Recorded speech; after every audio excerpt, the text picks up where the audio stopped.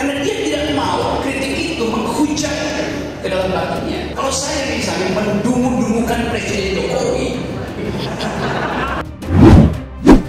Presiden itu jabatan, mana ada jabatan yang tersinggung? Yang paling tersinggung adalah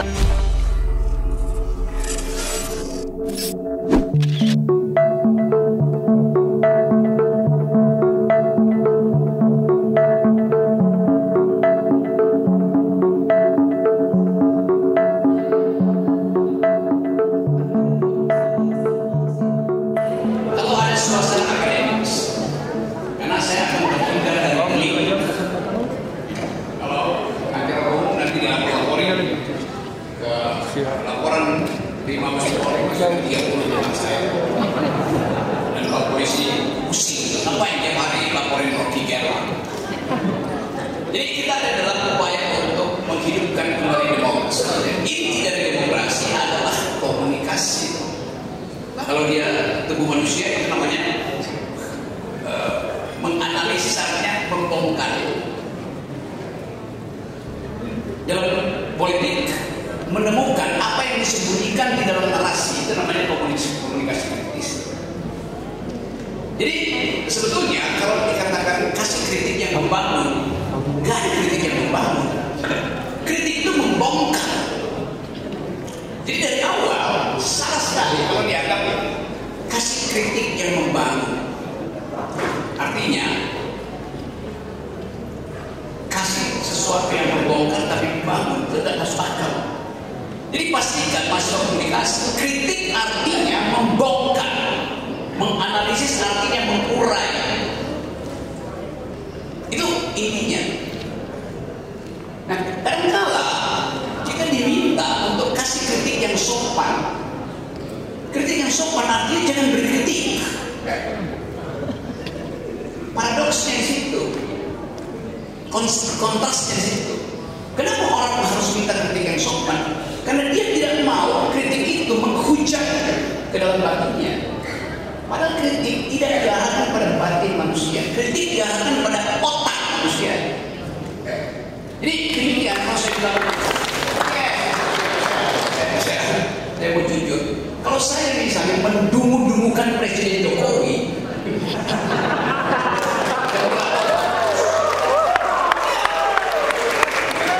dilaporkan terus. Setelah itu saya dipanggil polisi itu, kenapa Anda mendungu-dungukan Presiden Jokowi? Memang Presiden Jokowi tersinggung. Ya pasti dia tersinggung. Presiden itu jabatan, mana ada jabatan yang tersinggung? Yang paling tersinggung adalah manusia konkret, personal. Kalau saya kritik Pak Jokowi sebagai person, dia mesti tersinggung. Tapi saya kritik adalah Presiden Jokowi. Kalau dia bukan presiden, saya nggak bakal kritik. Itu pasti. Tetapi karena kedudukan kejabatan seseorang bisa mempengaruhi hasil kemakmuran, hasil kecerdasan, kita mesti kritik. Jadi beri kritik sehabis-habisnya. Kan saya dosen, saya menganggap bahwa forum ini bebas saja orang bicara, tidak ada yang mesti dipaksakan di situ. Di tempat polisi di Lembang, saya mengajar di Sespim di Polri, sekolah pimpinan tinggi polisi, saya mengajar di situ. Saya terangkan tentang fungsi kritik. Biasa aja. Di tempat Pak TNI di Bandung, di Gatot Subroto, saya mengajar di Seskoga Agri, sekolah staf gabungan. Dalam upaya untuk memberitahu bahwa kehidupan demokrasi harus dipahami oleh kalangan TNI, kalangan Polri, supaya ada duel argumen. Jadi komunikasi kritis artinya duel argumen, bukan duel fisik. Duel argumen. Mahasiswa masuk universitas untuk berduel argumen. Itu namanya critical communication. Jadi sebetulnya dari awal komunikasi kritis itu adalah habitatnya universitas. Nah, universitas ini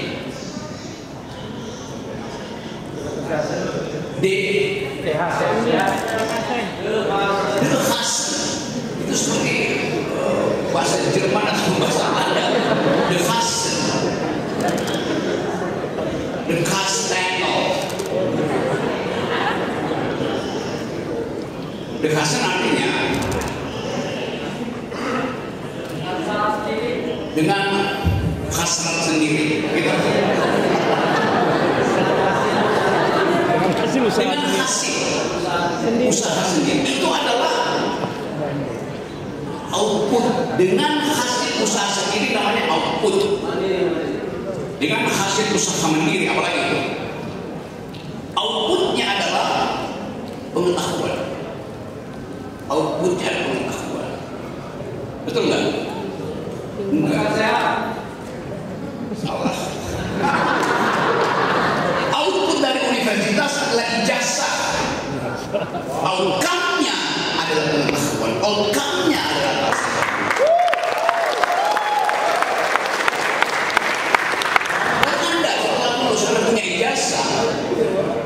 dan Anda tidak memperlihatkan critical mode of thinking, itu artinya ijazah Anda hanya tanda Anda pernah sekolah, bukan tanda Anda pernah berpikir.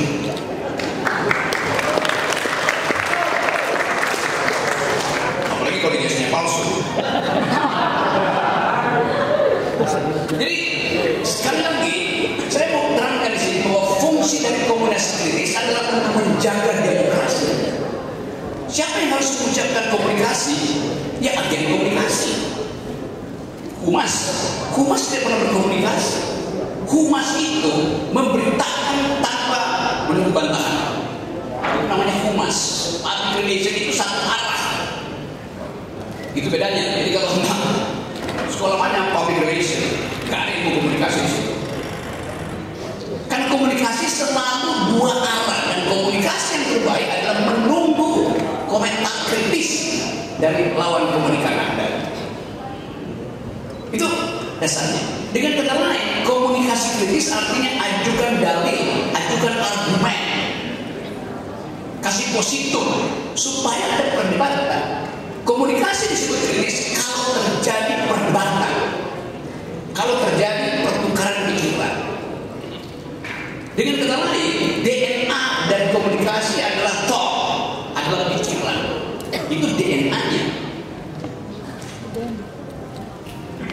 Kalau saya mengajukan pikiran dan gak ada orang yang mengganggu pikiran saya, itu artinya saya sedang berdoa. Kalau saya mengajukan pikiran ada yang mengganggu, itu artinya memang saya sedang berpikir. Pikiran hanya disebut pikiran kalau ada yang mengganggu pikiran Anda. Kalau ada yang ganggu, artinya Anda sedang berdoa. Beda dengan berpikir dan berdoa. Demikian juga dalam kehidupan politik. Kalau keputusan presiden nggak diganggu oleh DPD, artinya presiden sedang memberikan sabda Pandito Ratu. Karena nggak bisa diganggu. Setiap ucapan presiden potensial untuk dipermasalahkan di dalam wilayah critical communication. Oleh siapa? Oleh pers. Jadi pers itu mengolah suasana supaya komunikasi jadi kritis. Jadi kalau pers hanya basa-basi, apa yang diucapkan istana dipublikasi, dia tidak memberi second thought atau tidak mengundang perdebatan publik, itu pers artinya dia jadi humas istana, humas doang.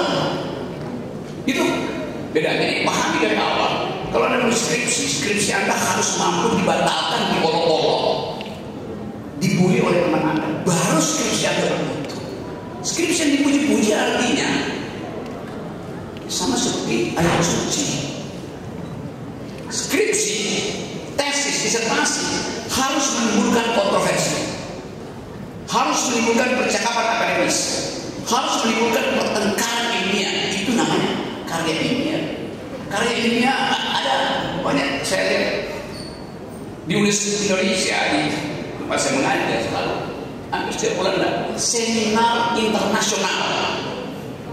Kadang-kadang saya iseng, saya dengerin. Kenapa disebut seminar internasional? Kenapa bahasa Inggris? Padahal yang disebut seminar internasional adalah bobot dari pembicaraan itu internasional, bukan bahasanya sehingga jadi internasional.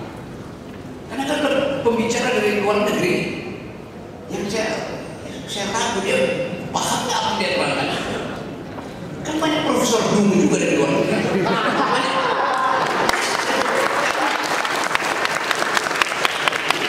Saya bolak-balik seminar di luar negeri, saya tahu. Seseorang yang tidak mampu untuk merumuskan pikirannya sedemikian rupa sehingga menimbulkan argumen, itu namanya dungu.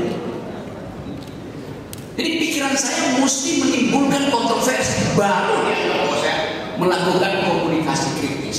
Jadi komunikasi kritis adalah bukan sekedar komunikasi dua arah, tapi komunikasi yang menghasilkan kehebohan. Itu namanya komunikasi kritis. Jadi nanti kalau misalnya, coba saya kasih contoh misalnya, ini di Bali lagi ikut mau G20, kita nggak pernah tahu apa isinya G20 itu. Apalagi kita mau kasih kritik terhadap G20. Sibuk, kemarin Greenpeace ditahan di Probolinggo, nggak boleh masuk Bali. Greenpeace yang mengusung isu lingkungan nggak boleh masuk ke Bali untuk bikin counter argument terhadap G20. Coba bayangin, yang akan berkumpul di Bali itu adalah pemimpin-pemimpin dunia yang akan memastikan bahwa suhu bumi tidak boleh naik 1,5%. 1,5 derajat di 2030. Hal yang pasti akan terjadi karena ada krisis energi. Dengan akibat orang akan potong pohon untuk bikin energi. Jadi suhu bumi pasti naik. Ada perang di Ukraina. Itu artinya energi perang itu akan menaikkan suhu bumi. Greenpeace didesain untuk bertengkar tentang suhu bumi. Nggak boleh ikut di G20. Ditahan oleh GP Ansor. Apakah dulu? Padahal sebetulnya, coba saya terangkan di sini.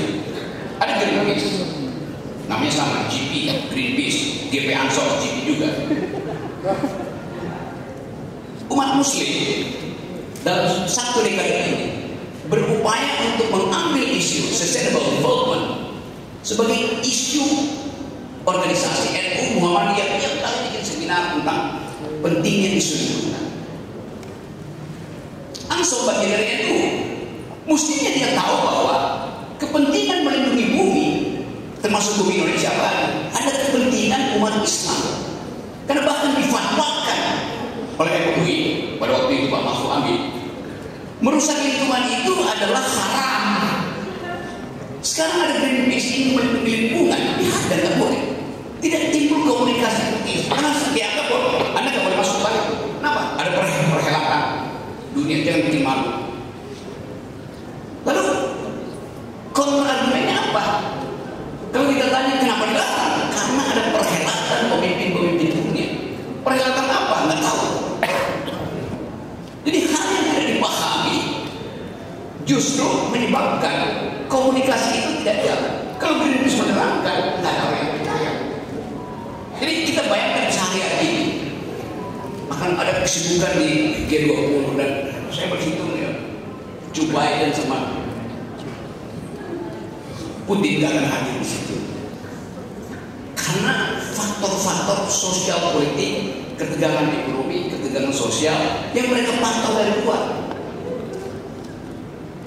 Dan jeleknya komunikasi politik G20 itu dari awal digede-gedein. G20 akan bikin di Bali, semua pesawat jet pribadi akan masuk ke Bali. Jadi ketegangan sosial di situ. 2 minggu lalu saya dari Bali dan diputuskan buat mulai sekarang 2 minggu sebelum sidang itu Bali steril, nggak boleh ada demo, nggak boleh ada percakapan di kafe, nggak boleh ada macam-macam. Tadi saya baca berita Indonesia berhasil, perhatikan isi komunikasi dari kita itu. Indonesia berhasil mengumpulkan 1,4 miliar dolar dari seluruh dunia sebagai anggaran untuk mengatasi krisis ekonomi pasca Covid. Viral di mana-mana iklan Indonesia. Wah, hebat Indonesia berhasil. Komunikasinya satu arah, Indonesia berhasil. gak ada kritik. Saya kasih kritik di YouTube. Saya bilang itu tipu, itu hoax. Orang marah saya. Pak Rocky nggak bangga Indonesia bisa mengumpulkan 1,4 miliar dolar. Saya bilang dari mana Anda tahu? Ada di berita Istana. Istana memberitakan itu. Saya riset 1,4 miliar dolar itu dikumpulkan oleh World Bank, bukan pemerintah Indonesia. Karena yang menyumbang di situ Rockefeller, yayasannya Bill Gates dengan istrinya Melinda Gates. Semua perusahaan-perusahaan dunia menyumbang di situ. Jadi ini Indonesia yang dipermalukan karena mengklaim sesuatu yang bukan dia kumpulin. Jadi Anda bayangkan bagaimana buruknya komunikasi selama ini. Itu akan jadi olok-olok nanti. Jadi itu pentingnya komunikasi kritis, artinya minta bantahan publik. Tapi nggak ada yang bantah. Saya bantah sendiri, harus saya diolok-olok. Tidak nasionalis, bukan tidak nasionalis. Memang itu adalah kerjaan World Bank. Berita itu muncul kemarin di bulan September Indonesia berhasil mengumpulkan. World Bank itu udah kumpulin dari bulan April. Itu pentingnya mahasiswa komunikasi. Kalau dengar ucapan dari istana, harus curiga. Kalau dengar ucapan dari rektor, harus curiga. Ucapan gubernur harus curiga. Ucapan dosen harus curiga. Dengan begitu terjadi dialektika, komunikasi itu dialektika. Karena sangat mungkin ketinggian jabatan itu ingin memanipulasi komunikasi. Bukan saya bilang jangan memahami rektor, bukan kritis pada rektor. Artinya curiga. Curiga itu adalah watak ilmu pengetahuan, mencurigai. Curiosity adalah anak kandung dari kecurigaan. Bukan pada orangnya, tetapi pada produk argumennya. Dengan cara itu terbangun komunikasi kritis. Pak Rektor, saya tidak setuju sebab Anda menerangkan hal yang sudah dibantah 200 tahun yang lalu. Pak dosen, Anda salah karena 2 minggu lalu saya baca jurnal tentang ilmu komunikasi. Kata Noam Chomsky salah pengertian Anda tentang manufacturing consent misalnya. Lalu terjadi cakap, oh saya salah ya. Dosennya bagus, kadang-kadang saya salah, saya perbaiki. Tapi banyak dosen yang arogan, udah, Anda sudah tahu. Tapi dia kasih nilai mahasiswanya. Padahal kalau Anda tahu, pengetahuan hari ini bertumbuh 8 jam. Setiap 8 jam ada pengetahuan baru. Jadi kalau dosen tidak membaca jurnal 8 jam lalu, dia pasti jadi dungu hari ini. Karena itu konsekuensi dari tadi, digital brain, digital mind, digital eye. Jadi teman-teman, sebagai dosen, saya bicara sebagai dosen, saya pesankan bahwa bangun betul komunikasi kritis. Satu waktu saya datang di sini, saya akan dengar lagi orang baca sambutan bapak teks. Gak ada gunanya. Otak kita diberikan oleh Tuhan 100%. Yang kita pakai sampai kita mati cuma 14%. Artinya di depan Siratal Mustaqim akan ditanya, Anda pakai otak berapa persen? 14% masuk neraka.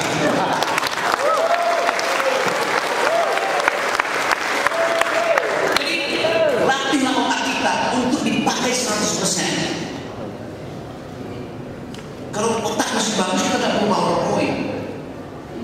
PowerPoint itu cuma orang yang nggak punya power, nggak punya point, pakai PowerPoint. Kecuali demi kepentingan file, untuk file, untuk PowerPoint. Tapi kalau Anda ingin ajukan argumen, ajukan aja dengan pikiran yang diberikan oleh Tuhan. Sama seperti tadi, saya nggak akan membacakan biodata Pak. Memang saya nggak punya biodata. Yang punya biodata siapa sih? Siapa yang punya biodata? Hanya orang yang sudah meninggal yang punya biodata.